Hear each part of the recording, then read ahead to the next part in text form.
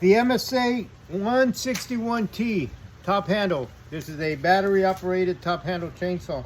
What you do, it's got a couple of locks on it. It's for you don't have an accidental start.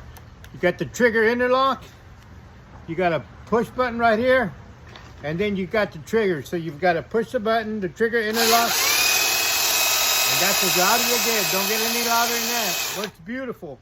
One battery will last you throughout the day, working all day long. And what we have right now, you notice that the chain's a little loose, it's kind of sagging down.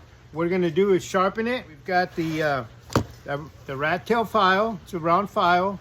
With this guide, there's no undercutting, but we don't want to eat too much off the kerf. So what's gonna happen is we're gonna take only enough from the cutters and not do any undercutting. We're also gonna take off a little bit off the depth gauges as well, because it's getting really low to where it's not being effective anymore. You want to rotate your bar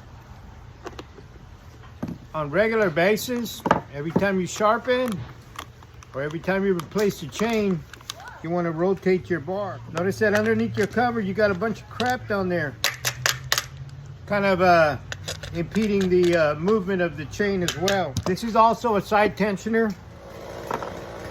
And again, this is what your average guy does out in the field. Well, this guy doesn't go all the way in the groove, so always get the proper. Notice how narrow this bar is. The most narrow bar that you're going to come across. And a lot of your sculpture people use this one to make bears, lions, eagles, things of that nature.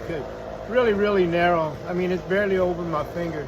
So this is a sculpture style bar, and it was upside down, so we're going to rotate it right side up. So we're going to be using this side too. Right now, you notice that we just put the chain on, and we're going to go ahead and hit the side tensioner on it. Take off the slack. We're tensioning the chain right now. You can see the slack going away, and at that point, without putting it too tight, then we bring in the cover.